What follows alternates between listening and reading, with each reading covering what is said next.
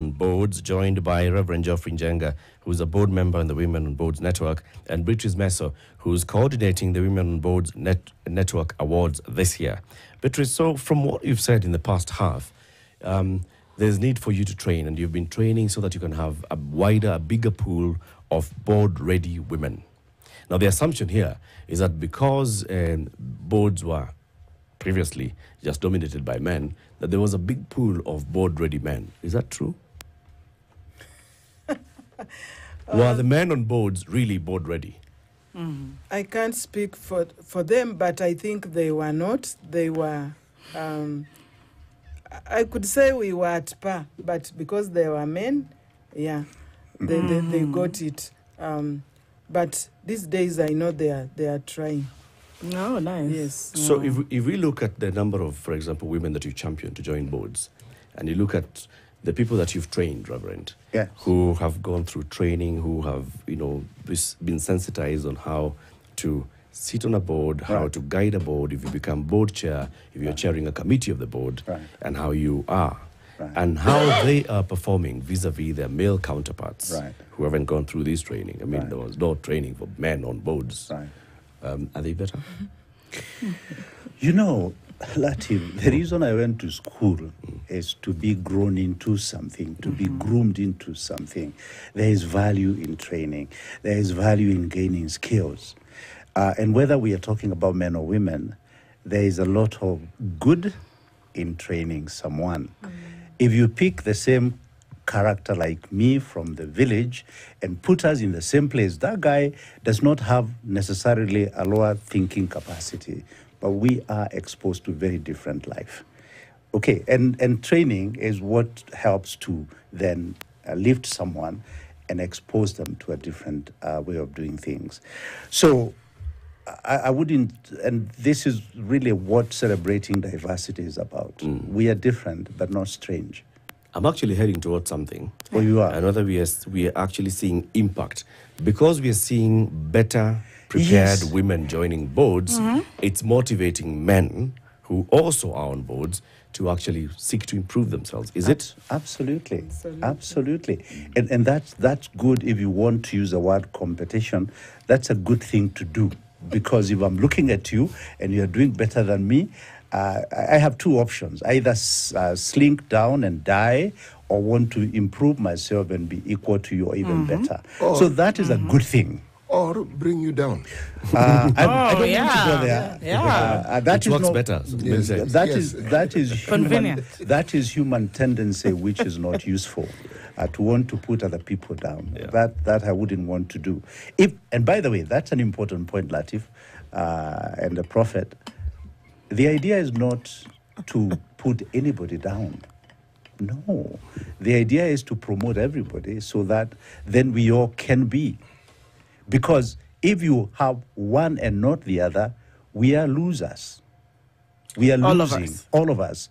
The idea is to promote everybody so that we bring the value that we all have to the table. Accepting that we are different, and different we must remain. And to ask both of you an unfair question. What's that? Well, you train people, they are board ready. How then do you measure the success of the boards vis-a-vis the contribution that they make?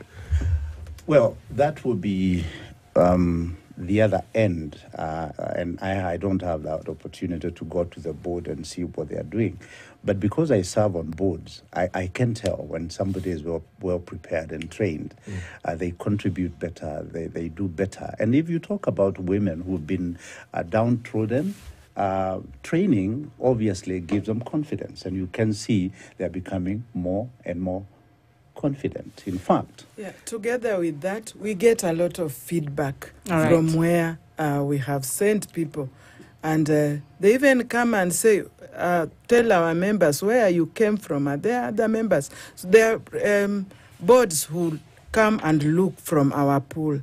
That is because the women who have come from there have done well, have brought a lot of value to their boards because of the training they underwent. Yeah, I just want to throw in something. I was going through a few things here, and there's a word by Ben Taylor. It's just something that Reverend has said. You are creating who you are daily. But that growth is also appreciated somewhat. And I'm just really curious. I know Siti's going to say something shortly, but on the awarding program and just how men are coming in, because he said we don't have to put you down. But basically, if you sit with young men, I'm a young lady, they feel, majority that I've interacted with, feel that what Reverend is saying here is not actually what's happening on the ground. That the women they look, they're empowered. They're moving at a very high speed in a way that if I walk into the board, I look like I'm either a threat but not a complement to making the change and impact that society needs. I can tell you for a fact that that's a serious problem. All right. It's a serious problem, particularly among men who are not able to deal with empowered women.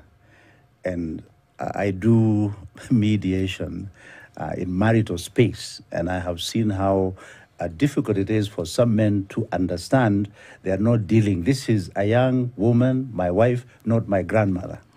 That's a serious crisis, and we need to help men understand, even as we promote women, that they are not bringing competition. Okay. They are bringing talent.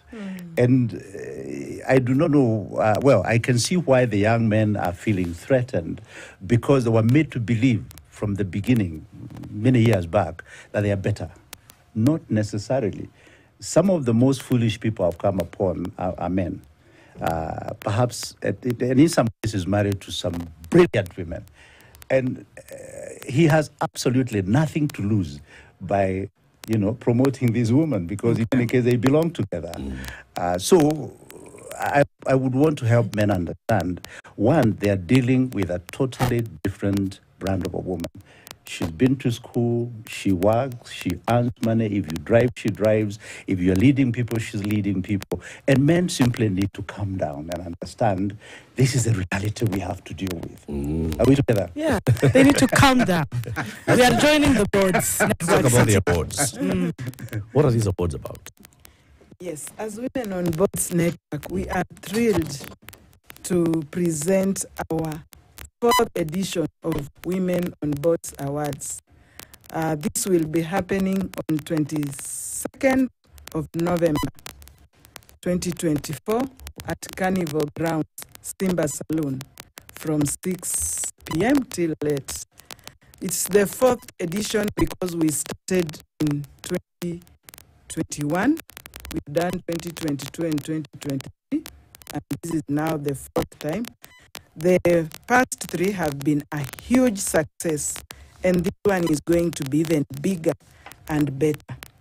Now, I have talked, Reverend has talked about what Women on Boards Network stands for and how they are trying to bring up women. This is an organization which started in 2014. In 2020, 2021, they thought, we've been championing this. How about people who are championing our cause? Let us recognize them.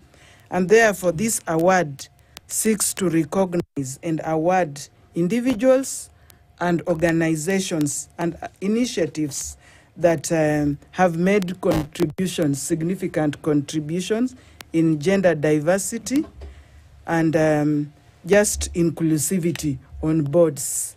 And therefore, these awards are about recognizing such people.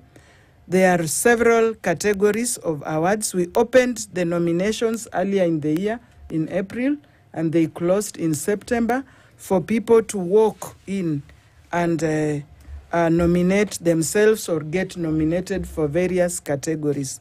There are actually 10 categories. Woman on board, that's a director, a woman chairperson, an organization of the year, and several individuals. But the ones I want to talk about most are, there is one for the rising star.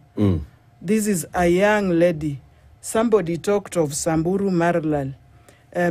Young ladies from there who are doing wonders, inspiring other young ladies, anti-FGM campaigns, menstrual health, education, And so these are rising stars, and in the future, you are going to see them. Actually, the ones we awarded in the past 3 years are already doing wonders. We have another category for the woman empowering grassroots women. Again, grassroots women are women in those areas. They are people who have helped women financially. A woman in the rural area who is crisscrossing ridges and valleys, empowering other women. Maybe they don't even have the comfort of a car, or even the terrain will not allow. So we recognize such, and I take that to be a very special category. And then we have the male champion of women agenda. And these are men who have held women's hands to help them rise up on boards. And there are quite a number. Actually, we thought of this category because when women were giving their stories, how they got where they are, many of them mentioned, if it were not for so and so, I would not be here. So we want to recognize such men. We have always recognized them in the past 3 categories and the past 3 editions of our awards. And finally, we have a category which I hold very dear called Lifetime Achievement. Lifetime Achievement is for the old ladies who were there before us, our mothers, our elder sisters who were there. They did it. They were trailblazers. They ventured in areas where women were not going, in the fields of education, in various fields, in banking. The other year we had Mrs. Mary Okello winning the award for that because of her initiative. She was the first woman banker. So that is a category we hold very dear, and this year we are going to have that also. So apart from Mary Okello, who are the other 2 inductees into this Lifetime Achievement? Lifetime Achievement, it is a category that was last introduced. Was recently so this introduced. Is now the second edition. But just to say that we had Mudhoni Lekimani and Eda Gashukia. You can see the kind of material they are made of. So this category of, the big names, yes. This category of Lifetime Achievement, we always look forward to it. We have the other, in total we have 10 categories for organizations and for individuals. And those particular ones I have mentioned really stand out. How do you pick nominees?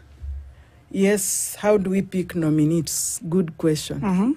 We float it out in the public, advertise in every forum, social media and the rest, and ask people to nominate themselves or be nominated.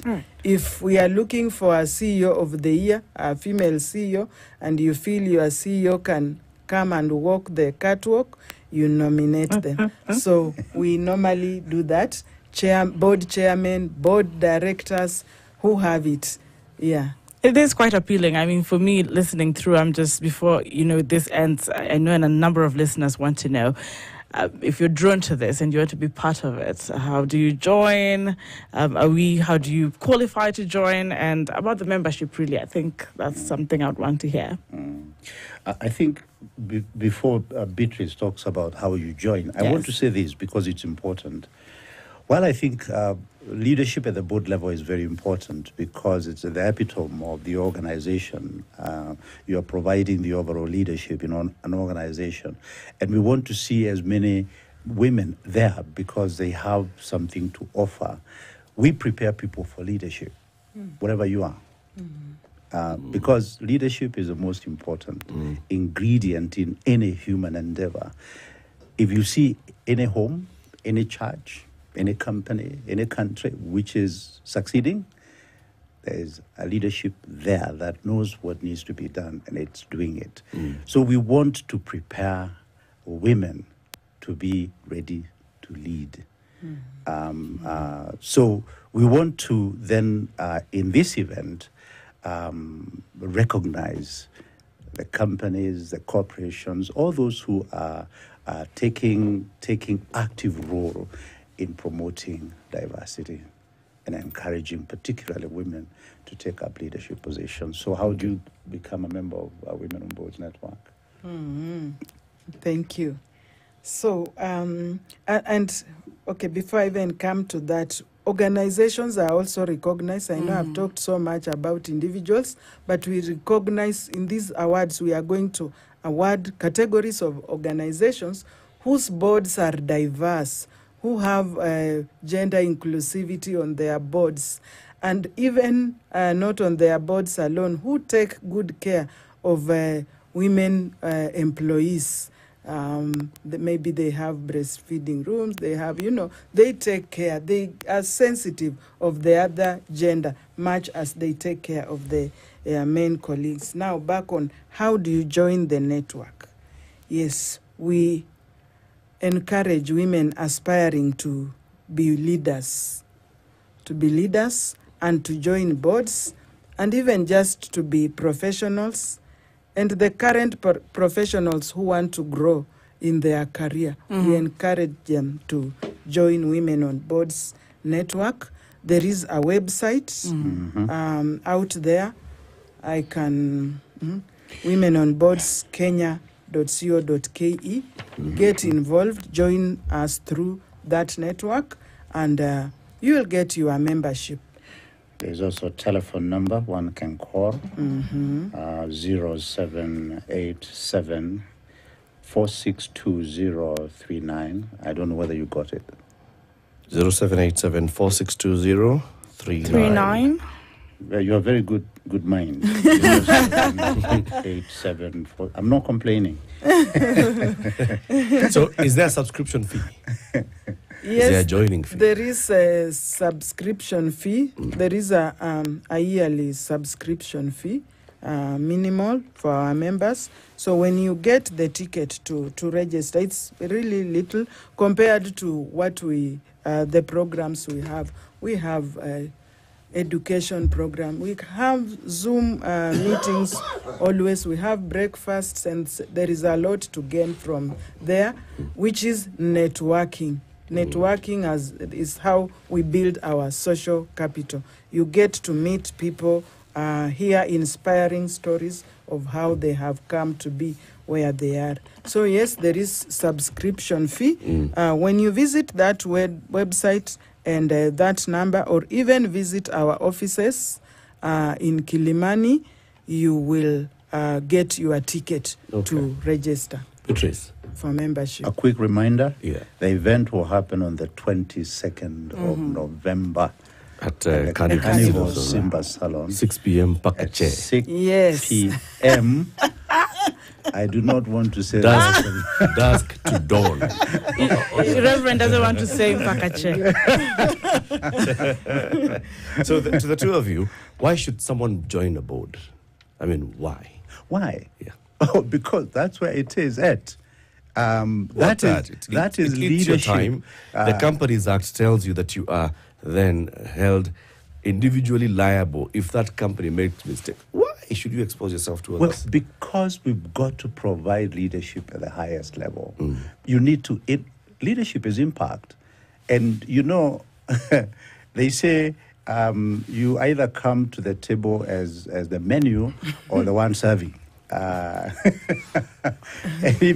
if you're well prepared, you will come to the table to provide leadership. And let me tell you, Latif, that is what is needed above all else. It is leadership. So you get to understand what you have just said. There are risks, there are responsibilities, there are obligations.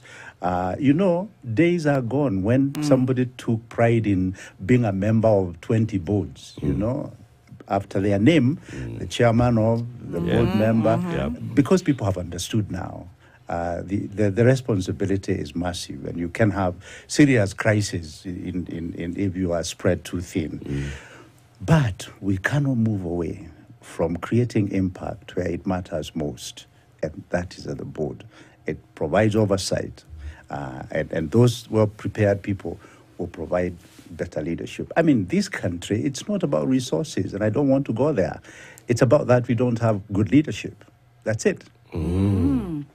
Yeah, so you need to do a lot more work. I will by 20. So thank you very much for joining us both, and it's been a very interesting conversation. We've been having a conversation with the Reverend Geoffrey Njenga, who's a member of the board of the Women on Boards Network, and Beatrice Meso, who is coordinating this year's Women on Boards Networks Awards to take place on the 22nd of November at Carnival Simba Salon from 6 p.m. It's the 4th edition of these awards. They'll be looking at various categories and recognizing and celebrating those who are doing well in various leadership positions, and even the corporations that have decided, you know what, we have to talk and act inclusivity. It's 8 a.m. news time.